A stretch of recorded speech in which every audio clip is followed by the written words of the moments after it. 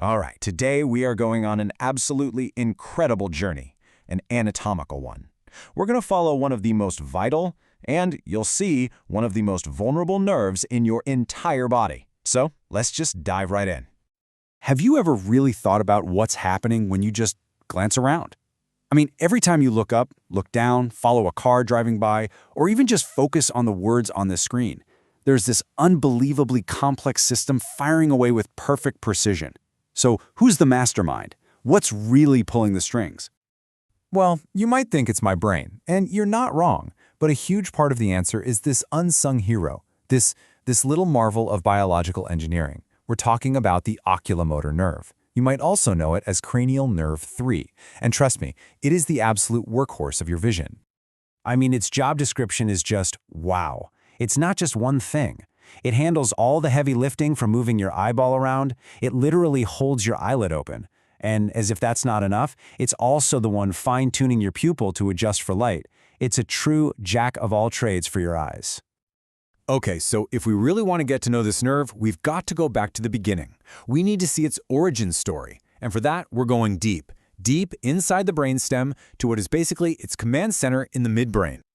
All right, here we are. Our journey starts right here, in the upper part of the midbrain. This specific little neighborhood, called the superior colliculus, this is ground zero. This is where the whole plan for the oculomotor nerve gets drawn up.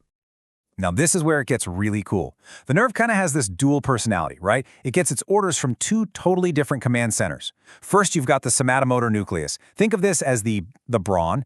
It sends out the heavy lifter fibers that physically move your eyeball. But then you've got the Edinger-Westphal nucleus. This is the finesse. It sends out these delicate fine-tuner fibers that handle all the automatic stuff you don't think about, like making your pupils shrink in the sun. So, these two different sets of fibers, the brawn and the finesse, they team up, they merge into one nerve and begin their great escape from the brain tissue itself. And it's not a straight shot. They have to weave through some pretty major landmarks, first passing through the red nucleus and then navigating past the substantia nigra before finally breaking free into this fluid-filled space at the base of the brain. Okay, so the nerve is out, it's free. But this is where the story gets really intense. I mean, the moment it leaves the relative safety of the midbrain, it plunges into what is maybe one of the most dangerous intersections in your entire head. Seriously, I want you to picture this. Imagine you step out your front door and you're immediately in the middle of a 5-lane highway interchange with traffic whizzing by. That is pretty much what happens to our little nerve here. It's instantly surrounded by these huge, powerful, pulsating arteries. So at the base of this whole traffic jam, you've got the big one, the basilar artery. This thing is massive. It's the main trunk line for blood in this whole area. Then, coming right off the basilar, you have the superior cerebellar artery.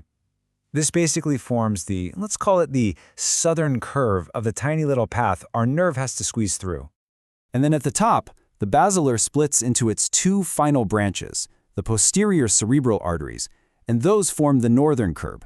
So we've built this arterial fork in the road. The big question is, where on earth does our nerve fit into all this? Right. There, it is literally squeezed into that tiny, tiny gap. It's sandwiched between the posterior cerebral artery on top and the superior cerebellar artery on the bottom. I mean, look at that. There is zero room for error. The great neuroanatomist, Dr. Najib, a lot of this explainer is based on his fantastic work. He has this perfect, kind of ironic way of describing this. He calls it an intimate, lovely relationship. Which, yeah, it brilliantly captures just how dangerously close all these things are to each other.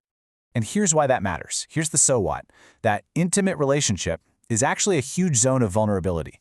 Because if any of these arteries right next to it develops an aneurysm, a dangerous bulge in the vessel wall, what's the very first thing it's going to press on? Our nerve.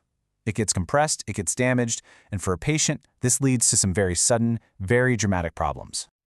You'd think after surviving that arterial death trap, our nerve would be in the clear, right?